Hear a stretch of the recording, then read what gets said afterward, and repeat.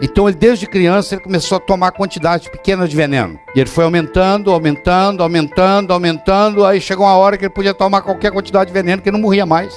Porque ele foi se adaptando, foi se adaptando, foi se adaptando, até ele ficar resistente ao veneno. Então, a toxina, se você entra em contato com ela de uma vez, é um problema. Se você, desde criança, está enfrentando aquela toxina, você tira de letra. Pega um filhinho de papai da área dos jardins e leva para morar num lugar onde não tem esgoto. Pegar aquelas infecções todas lá. Agora, aquele menino que nasceu ao lado daquele esgoto aberto lá, desde criança ele vem criando resistência.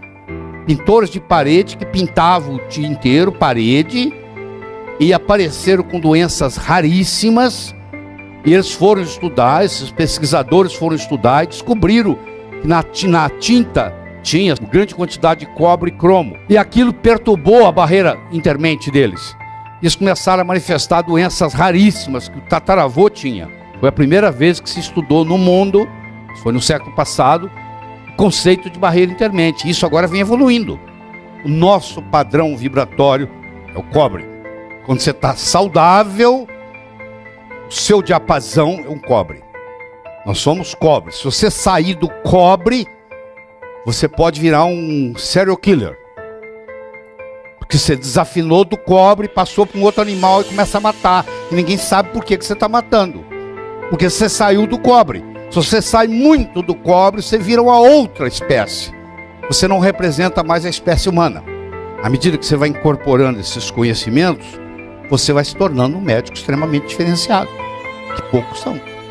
A maioria faz cara crachá, cara crachá, cara crachá. Maior site médico do mundo. Toda semana ele te manda uma novidade. Essa mente que eu estou conversando é a bad mind. Ou seja, a mente do corpo. É a corporeidade da mente. Uma mente no corpo. É essa mente que eu estou conversando. Então, aqui tem o potencial para a doença. Ó. Ela está aqui. Ó. Se ela vazar nessa barreira, o que vai acontecer? Agora ela vai se manifestar. Ela não consegue se manifestar se ela não passar por essa barreira. Então você olha a importância dos metais, olha a importância dos metais em segurar essas doenças. Se o cobre, o cromo, o cobalto, o selênio estiverem operando de uma forma perfeita, equilibrada entre eles, eles não vão deixar passar as doenças.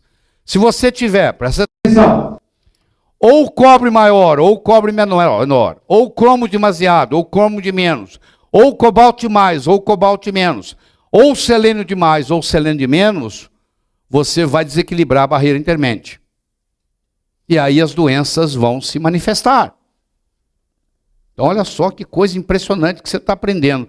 Nós estamos chegando num ponto onde você está entendendo que as doenças podem ser presas aqui e não se manifestarem na sua vida, contanto que você mantenha a barreira intermente íntegra. Isso você nunca aprendeu na faculdade, nem nunca vai aprender, porque isso é entrar na medicina quântica. É o que a medicina quântica está trazendo para nós. Quem descobriu isso foram os alemães. Eles descobriram por causa de 2 pintores de parede. Pintores de parede que pintavam o dia inteiro parede e apareceram com doenças raríssimas. E eles foram estudar, esses pesquisadores foram estudar e descobriram que na tinta tinha, sei lá, grande quantidade de cobre e cromo. Dá um exemplo, não sei se é exatamente isso, parece que é isso. E aquilo perturbou a barreira intermente deles. Eles começaram a manifestar doenças raríssimas que o tataravô tinha. Foi a primeira vez que se estudou no mundo, isso foi no século passado, o conceito de barreira intermente. Isso agora vem evoluindo. Então nós temos que equilibrar, tudo que nós vamos fazer aqui hoje, amanhã, é no sentido de equilibrar as barreiras intermentes. Para a pessoa ter mais saúde. A pessoa vai no seu consultório, você vai equilibrar a barreira intermédia. Os organismos sabem como e do que poderão adoecer, porque possuem estereótipos, impressões sólidas. Traduzindo, se eu for no dicionário perguntar o que é estereótipo, são impressões sólidas, patognomônicas de doenças inseridos em você, no inconsciente da sua mente corporal. no inconsciente da sua mente corporal. Quando eu perguntei para você qual o nome da rua onde você mora, e a informação fez plum, ela estava no inconsciente da sua mente corporal. Não tem nada a ver com psicologia. Você armazenou lá no engrama. Você criou um engrama, como você vai todo dia na rua onde você mora, você criou um engrama sobre onde você mora. E esse engrama está armazenado na sua mente inconsciente biológica. Na hora que eu perguntei para você, me dá o nome da rua onde você mora, tum, a informação subiu, passou por aqui, ó, chegou do outro lado. Isso é uma coisa benigna, o nome da rua. A mesma relação, eu estou criando uma metáfora para você entender, eu posso ter aqui tudo para ter uma doença, mas ela nunca vai se manifestar. Você vai dizer, mas isso aí é epigenética. É, do ponto de vista biológico é epigenético. Do ponto de vista de biofísica quântica, é a barreira intermente. Tem mais de um caminho que leva a Roma. Você está vendo um outro modo de ver as coisas. Isso só enriquece a sua medicina. Quero que você entenda isso. Se o único instrumento que você tem é um martelo, todo problema você pensa que é prego. À medida que você vai incorporando esses conhecimentos, você vai se tornando um médico extremamente diferenciado, que poucos são. A maioria faz cara crachá, cara crachá, cara crachá. Os organismos sabem como e do que poderão adoecer, porque possuem estereótipos, impressões sólidas, patognomônicas e inseridos. Todo organismo doente é uma orquestra desafinada. Por quê? Porque nós temos uma afinação. Nós somos afinados pelo cobre. A girafa é afinada pelo zinco. Cada animal, cada estrutura tem o seu padrão vibratório. O nosso padrão vibratório é o cobre. Quando você está saudável, o seu diapasão é um cobre. Entendeu? Nós somos cobre. Se você sair do cobre, você pode virar um serial killer. Porque você desafinou do cobre, passou para um outro animal e começa a matar. E ninguém sabe por que você está matando. Porque você saiu do cobre. Se você sai muito do cobre, você vira uma outra espécie. Você não representa mais a espécie humana.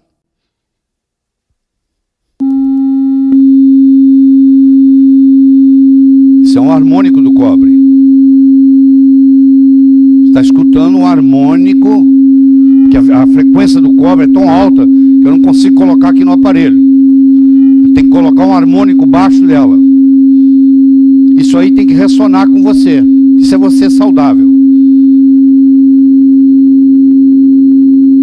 Você tem que afinar a sua vida pelo cobre. Senão você não deixa de ser ser humano. Então quando você for ver, muitos dos problemas que você encontra na sociedade, o pessoal saiu do cobre. Você já viu esses vandalismos que tem aí? Os caras viram animal. Não está no cobre. Como é que nós adoecemos? Nós adoecemos por excesso de ingestão de toxinas. Até um certo ponto, o nosso organismo dá conta. Se eu puser 10 quilos em cima do seu pé, eu não quebro ele. Se eu puser 20 quilos, eu não quebro. Chega uma hora, eu puser 500 quilos em cima do seu pé, eu quebro o seu pé. Se eu puser 1000, eu esmago o seu pé. Mas se eu fizer 1000 de 10 em 10, põe 10 tiro, põe 10 tiro, põe 10 tiro, põe 10 tiro, você não vai quebrar o pé.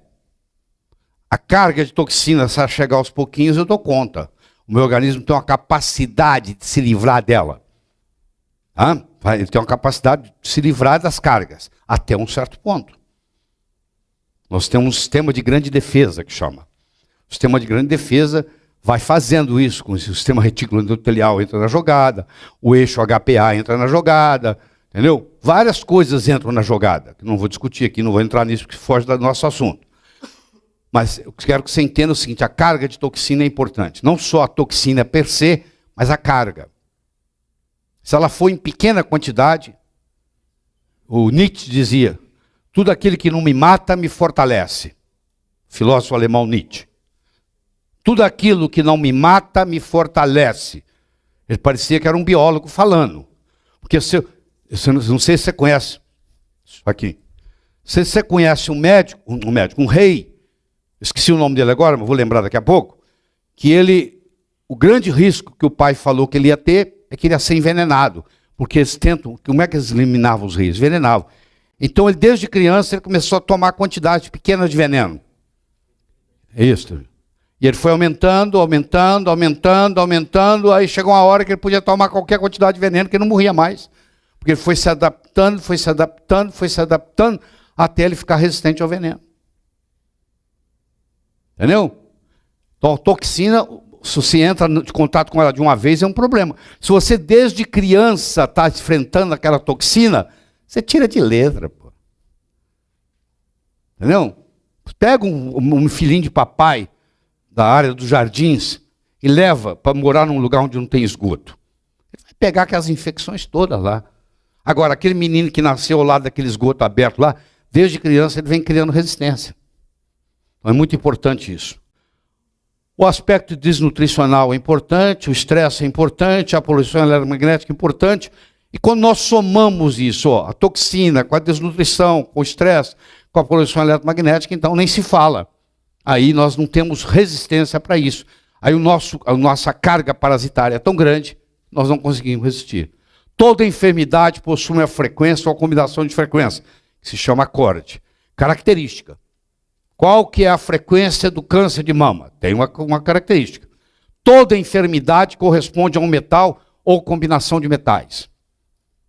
Então, cada enfermidade ela corresponde a uma frequência que corresponde a um metal, ou uma liga, ou uma amálgama. Importante você entender isso do ponto de vista da biofísica quântica. Então, aqui será discutido sobre metais tóxicos, não só individuais, como na forma de liga e amálgamas. Vai ser discutido sobre parasitas, bactérias, fungos, vírus, vermes. Vai ser discutido sobre radiação, vai ser discutido sobre incompatibilidade alimentar e vai ser discutido sobre incompatibilidade medicamentosa. Quando você terminar aqui amanhã à tarde, você vai sair daqui sabendo gerenciar no seu consultório metais tóxicos, ligas e amálgamas. Você vai saber gerenciar bactérias, fungos, vírus e vermes. Você vai saber gerenciar o processo da radiação, que hoje é comum. Você vai saber gerenciar a incompatibilidade alimentar e você vai saber gerenciar incompatibilidade medicamentosa, do ponto de vista biofísico. Não tem nada a ver com a medicina bioquímica que você conhece. Nós estamos te dando uma outra opção. Você vai levar mais um instrumento para dentro dos seus recursos. Você veio aqui buscar um recurso novo, diferente, que ainda não é apresentado para os médicos em geral. Você vai na Alemanha, isso aí é comum. Tem mais de 10 mil médicos trabalhando com isso na Alemanha. Mas aqui no Brasil isso não é comum. Tá? Isso que você está escutando aí, à medida que você escuta isso tem uma repercussão no seu corpo. Essa repercussão tem um nome, chama-se oscilação parasimpatética. Tem nada a ver com parasimpático, tá bom? Ela não tem nada a ver com parasimpático. Ela se chama oscilação parasimpatética. O Caruso não fazia isso? O pessoal levava para o show do Caruso taças de cristal. E ele quebrava as taças, pá, pá, com aqueles agudos que ele dava. Ele é famoso nisso. A pessoa fazia questão de levar de casa uma taça para poder, na hora lá, fazer assim, o Caruso quebrava a taça na mão dele. Aquilo era um espetáculo. Ele fazia uma oscilação parasimpatética. Tá? Fazia uma oscilação parasimpatética.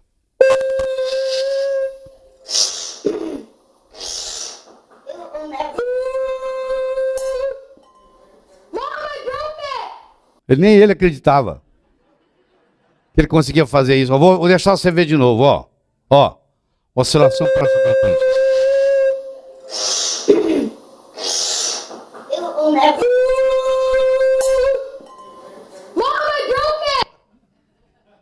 Ó, essa oscilação parasimpatética eu posso fazer. Eu tenho uma bactéria, todo organismo tem a sua padrão vibracional.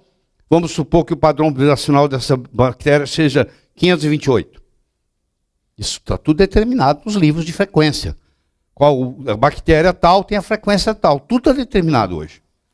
Aí você pega, faz um aparelho, onde você coloca no seu braço, na sua mão, no seu pé, você põe um cartão com aquela frequência. Aí você emite aquela frequência daquela bactéria. Prum! Não explodiu o vidro? Explode a bactéria. É fácil entender isso hoje. Uma oscilação parasimpatética. Você viu aqui no vidro? É assim, é igualzinho, a mesma coisa. Só que agora você explode no seu corpo. Você tem um fungo, você coloca o cartão do fungo com aquela vibração. Pum! Explode o fungo. Isso são remédios da física quântica. Eles são diferentes. Eles são apoiados na biofísica. Antes da biologia, vem a bioquímica. A biologia só existe se tiver bioquímica. Antes da bioquímica, vem a biofísica. Para ter bioquímica, eu tenho que ter biofísica antes. Então, a mãe de todos é a biofísica. A biofísica vai gerar a bioquímica vai gerar a biologia. Claro que para transformar a bioquímica em biologia, eu preciso de uma coisa chamada vida. Isso aí ninguém sabe, alguns já sabem, como formar vida no laboratório. O que você vai fazer com aquela bioquímica para ela se transformar em biológica? O que diferencia a bioquímica da biologia? Onde que está o elo perdido? Que tem gente já fazendo isso, vida em laboratório. Microscópio, mas tem. Entendeu? Mas quem está por trás da bioquímica é a biofísica, que nós não estudamos na faculdade.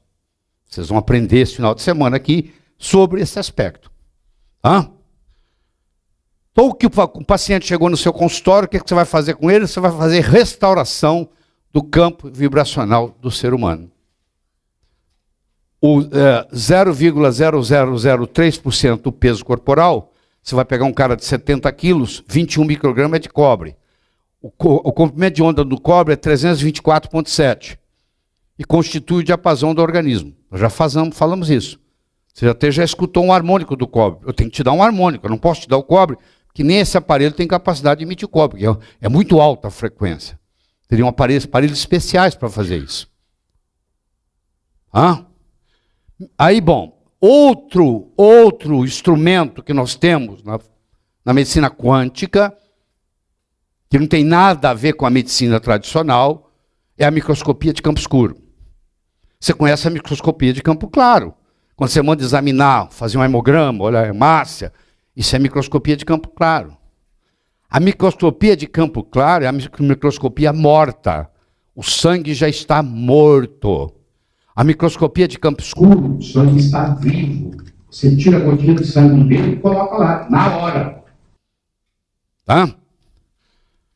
O pai da microscopia de campo escuro moderna se chamava Gunther Anderlein.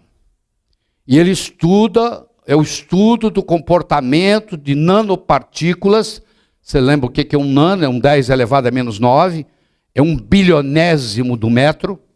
1/1000º, é o 10 elevado a menos 9, denominados organismos pleomórficos. Se você for olhar no grego, pleo, que significa mudança, mórfico, que significa forma, eles mudam de forma. Começa com os endobiontes, e dependendo do meio ambiente, do milieu, ele vai mudando. Aqui, por exemplo, a microscopia de campo escuro, onde está mostrando que as hemácias estão empilhadas umas com as outras. O fenômeno rolou. Então isso aqui mostra que ou essa pessoa está desidratada, ou ela está extremamente estressada. E claro que como as hemácias foram feitas para carregar oxigênio na superfície, a superfície dela está bloqueada por esse fenômeno, essa pessoa está com fadiga crônica. Claro que com sangue desse tem que ter fadiga crônica, não tem outro jeito. Porque não tá, ela tem uma hipóxia periférica violenta. Ela está cansada, o músculo está doendo, porque está faltando oxigênio. Aí você vai lá e vê o rolô. Aí você manda ela tomar um copo d'água, por exemplo. Aí 5 minutos depois você repete, você vai ver que a seixa diminuiu. Você falou, se você tomar mais água, você vai melhorar. Ela não acreditava na água. Aí de repente ela acredita, isso mesmo. Poxa. Eu não achava que a água fosse tão importante. Aí eu mostro para ela no microscopia de campo escuro o que um copo d'água bem tomado faz. Aí faz a diferença.